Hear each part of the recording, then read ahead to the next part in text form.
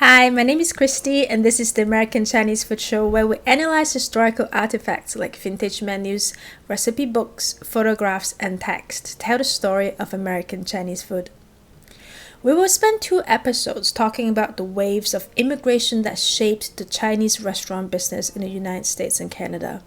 This episode will focus on the early decades after the turn of the last century. Let's start with the discriminating history in the United States that is still painful to many today. In 1882, the US passed immigration laws that explicitly barred Chinese laborers from immigrating or becoming US citizens with the Chinese Exclusion Act. It suspended Chinese immigration for 10 years and declared Chinese immigrants ineligible for naturalization. 10 years after that, the Gary Act reinforced and extended the ban for an additional 10 years. In 1902, Chinese immigration was made permanently illegal. The Chinese population exceeded 100,000 in the 1880 federal census, but continually plummeted until 1940 to only 70,000 out of 132 million total population. However, economist Susan Carter found the number of Chinese restaurants in the U.S. doubled from 1910 to 1920 and doubled again from 1920 to 1930. How? There are a few different factors that played a role. First, laundries shifting to restaurants.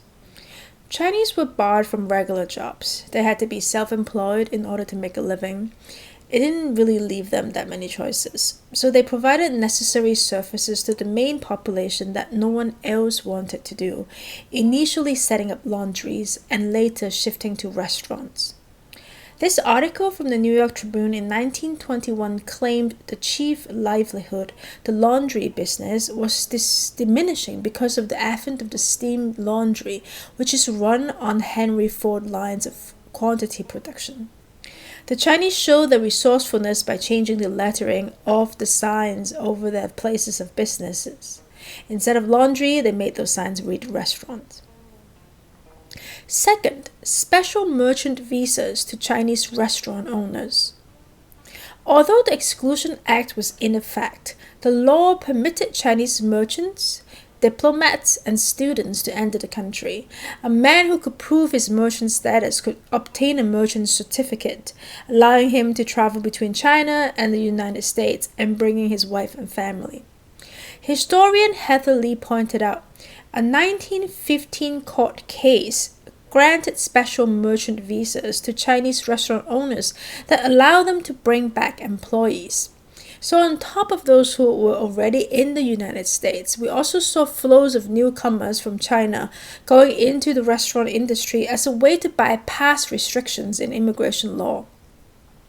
But getting that special merchant visa was not easy. Only the major investors of a high grade, like a high-end restaurant, were qualified.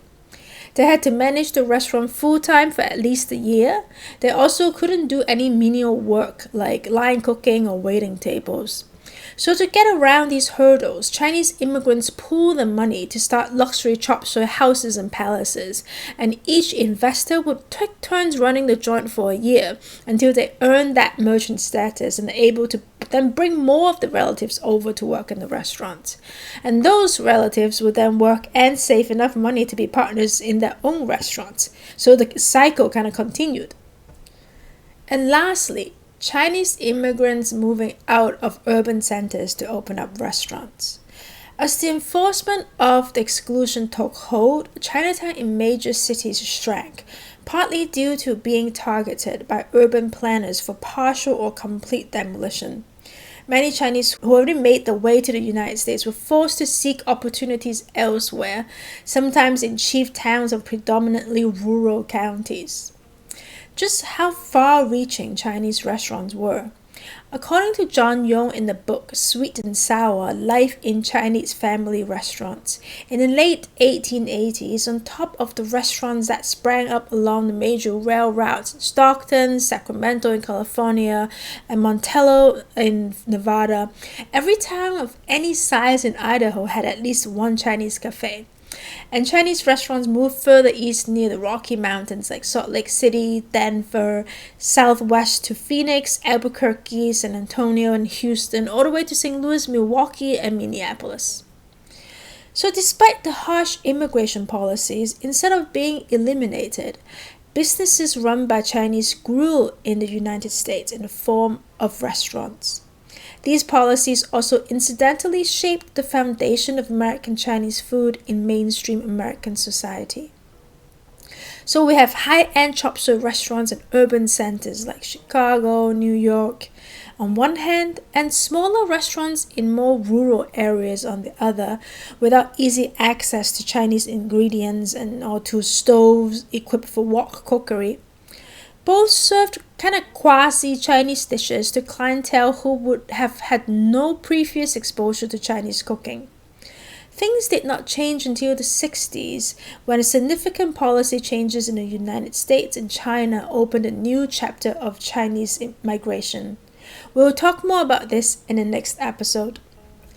If you like our content, subscribe to our channel. See you next time.